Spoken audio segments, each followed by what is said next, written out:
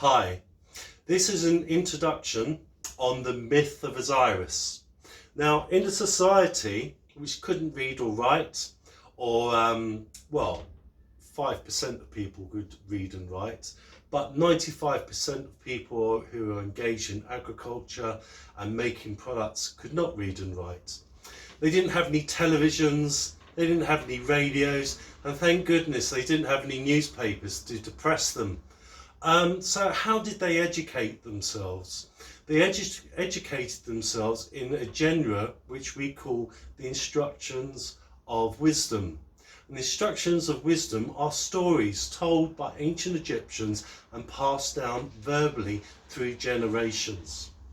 One of these explained to the Egyptian people about their world, about a moral status, and it's called the myth of Osiris. Now, this myth originated in both parts of the country, the north and the south, and it developed separately before eventually they would join together, probably somewhere in the middle of what we call the Old Kingdom. So let's start in the beginning. The Egyptians believed that before there were people living in Egypt, the gods lived there first. So they believed that their gods lived in Egypt. Wow. Can you imagine that you're living where the gods once lived? But one day the gods rose up into the nighttime sky and pow! They turned into the stars. So the gods left Egypt and they became the stars. The gods gave Egypt, or Kemet, but we'll call it Egypt because it gets confusing, to their favourite son, who was called Osiris. And Osiris ruled the people with love and justice. But he had a very jealous brother who was called Seth. Now, Seth was very much a party animal. He didn't really care much about looking after people. He just wanted to get together with his friends and party. Let's party, baby, yeah. And probably that's why the gods gave the land of Egypt to Osiris and not to his brother Seth. But Seth became very jealous of his brother Osiris, and he planned to get rid of him so he could rule Egypt instead. So he planned a party, and at this party had a beautiful wooden coffin made. And he invited Osiris to the party, and he said to all the guests, whoever fits this coffin can keep it as my gift from me. So all the guests got in and out of the coffin, and nobody, funny enough, did not fit the coffin. When Osiris got into the coffin, the followers of Seth rushed forward and bam, slammed the lid on top of the coffin. They picked it up, they covered it in lead, and they threw it into the River Nile. Well, can you imagine what it was like for poor Osiris in that coffin? He knew that it was sinking slowly into the River Nile. He must have been scratching on the inside of that lid until blood was coming out of his fingers. But poor Osiris died in that coffin. And when Osiris didn't come home, his wife Isis started searching the land of Egypt for a husband. She searched and couldn't find him anywhere. Eventually she sat down onto the banks of the River Nile and she started to cry. Now, in the Lower Egyptian version, it's a frog who visits her and asks her why she's crying. In the Upper Egyptian version, sometimes it's a crocodile or a hippopotamus. Anyway, so we'll go with the hippopotamus. So the hippopotamus asked the goddess why she's crying. Woe, woe, she said, I've lost my husband Osiris. So the hippopotamus dives back down into the River Nile and swims the River Nile twice looking for Osiris, but he couldn't find him anywhere. Eventually he came across a coffin in the river and he dragged it up onto the banks of the River Nile. And lo and behold, the goddess took off the lid and there was her dead husband in the coffin, Osiris. Well, how unfortunate it was for her, bearing in mind that Egypt is around about 800 to 1,000 miles long. But who was walking in that very same spot in Egypt but Seth? So as soon as Isis saw Seth approaching, she hid in the papyrus reeds. which indicates that it may have been in Lower Egypt where she was hiding. And when Seth came across the body of his dead brother in this coffin, he grew angry and he started tearing at these different parts of Osiris, and he tore up his body and he threw the body parts all over Egypt.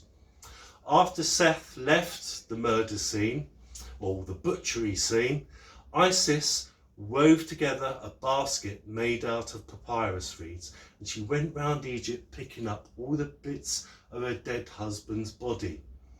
Now in some stories it says that wherever she found a bit of Osiris's body, she built a temple. Okay, that was probably in the New Kingdom and the late period versions, but in the early versions she probably didn't do that.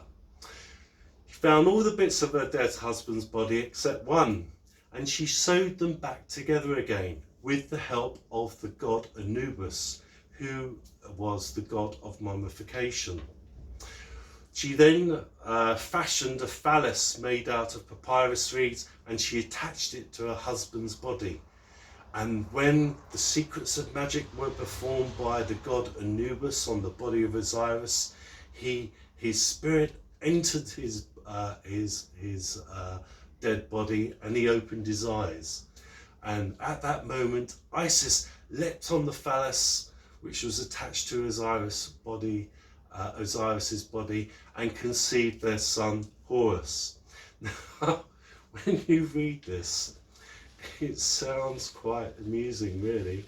You know, if you can imagine, you're in the afterlife and all of a sudden this powerful spell drags you back to your dead body, and you open your eyes and your wife leaps on you to have sex. Wow, wouldn't we all just want that? Wow, wouldn't that be nice?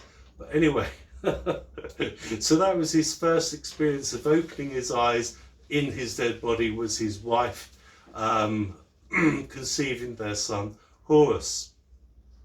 Now, the versions aren't quite clear as to what Osiris does next, but Isis goes off and gives birth to their son Horus. So Horus and his mother live in the papyrus marshes of Lower Egypt. And when the time is right, Horus grows into a fine young man. He gathers his followers around him and he goes to war with his uncle Seth, who has been ruling Egypt and pretending to be Osiris. He is wearing his crown, he is wearing his robes, he's got his crook and his whip as symbols of power. People of Egypt didn't really know that Seth was ruling Egypt at that time. But Horus goes to war with his wicked uncle, and during the battle, Seth reaches out and tears out the eye of Horus. Horus reaches out and grabs Seth's testicles and rips them off his body. And this war was so terrible that it woke the gods in the heavens. And the gods looked down and they were horrified. Men had gone to war before, but never two gods. So they sent the scribe god Thoth into Egypt to stop the war. And Thoth separated them and then listened to their complaints. Seth said, the reason why I killed my brother Osiris is because the gods didn't give me a kingdom to rule. It wasn't fair. They gave a kingdom to my brother. They gave me nothing. Horus, why did you go to war with your uncle? My uncle Seth murdered my father Osiris. Osiris was given the land of Egypt by the gods, and I'm here to claim my inheritance, to rule Egypt on behalf of the gods.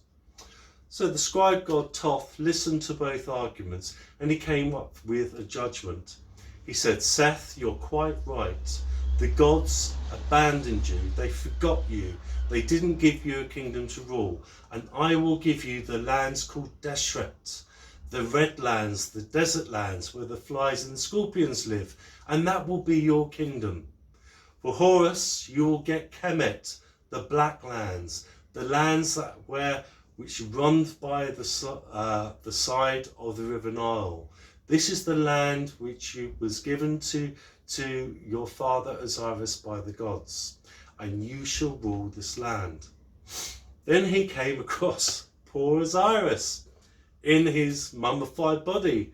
What are you doing here, Osiris? Well, I opened my eyes, my wife attacked me, and then she nipped off and had our son Horus. I've been lying here ever since, according to the story.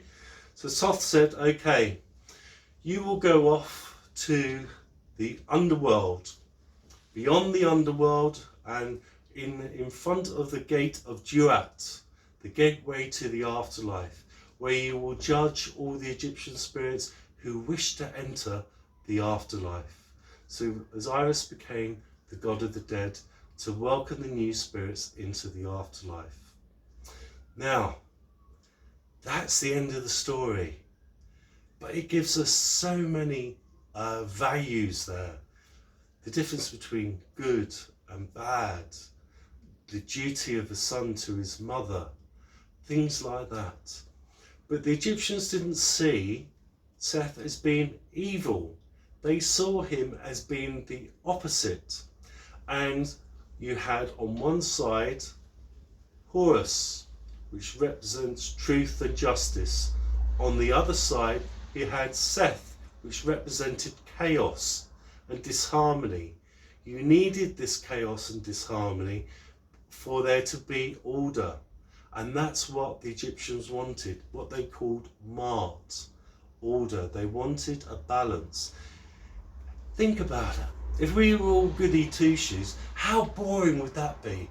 Okay, we like being naughty, we like going out and taking a few shots, we like being a bit of a party animal, but we don't get up in the morning and go to work, then there's disharmony, there's not balance. So that's how the ancient Egyptians saw their world. And I hope you've enjoyed this story. It always makes me laugh.